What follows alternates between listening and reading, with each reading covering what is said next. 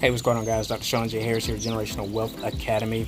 Listen, let's talk about numbers. You guys hear me always talking about you got to know your numbers to be successful in business. So whenever transacting a business dealing, you got to know your numbers, otherwise you can get got. So one of the key things to building generational wealth is you have to be able to not waste money or not blow money when necessary. Let me tell you a quick example.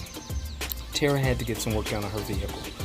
Her truck had some type of alignment issue which really accelerated the wearing of the outside of both her front tires. So the tires on the vehicle are practically new, so we only had to get 2 new tires in the front. Typically I just buy a set of all 4 tires. So we needed 2 front new tires, she needed a brake job, and one to get in alignment because they had got new tires.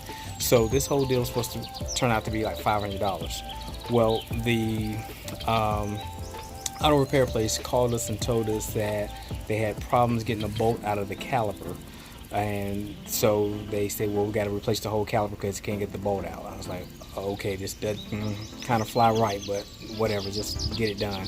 So the caliper, they charged like $200 something for that, and wanted to charge an additional $130 for labor. I was like, this just kind of sounded a little fishy. Then they called me back about 3 hours later and said, hey, listen, the brake pedal is just going straight to the ground, so we think that the master cylinder is bad. And I was like, okay. So it's like we brought the truck in strictly because I just needed alignment, new tires, and we had a little squeal in the brakes. But now they said that it needed an additional $400 part. A master cylinder only cost $89, guys. But they said that the part was $425 and wanted me to pay $265 on labor. So now what was supposed to be a $500 repair is suddenly $1,200. So the lady saw that just wasn't flying with me. So she said, well, listen, I'll cover the part if you pay the labor. And I said, that's not acceptable.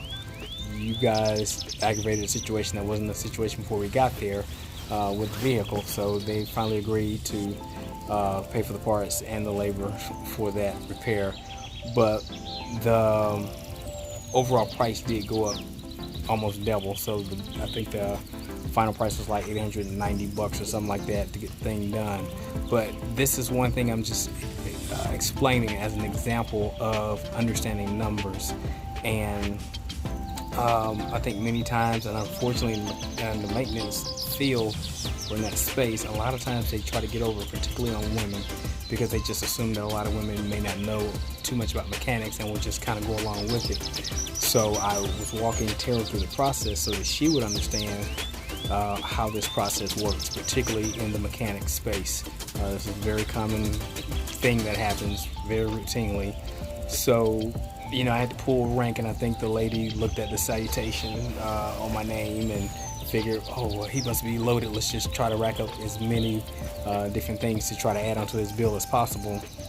So I had to pull rank on her and let her know that, listen, I have a background as a jet engine mechanic. So there's not going to be any games played or run on me today or any other day for that matter. So that's when her demeanor started changing, and she said, okay, well, look, we'll just cover this, we'll cover that and everything.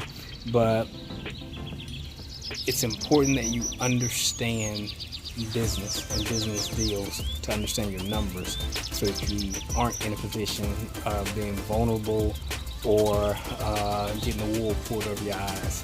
So I know this was a little different teaching than what I normally do, but I wanted to just kind of walk you guys through an experience that we had to deal with here this morning, but also make sure that you guys understand the beginning, the process, and the end of any business arrangements, because this is a key part that can make or break when you're establishing and building generational wealth.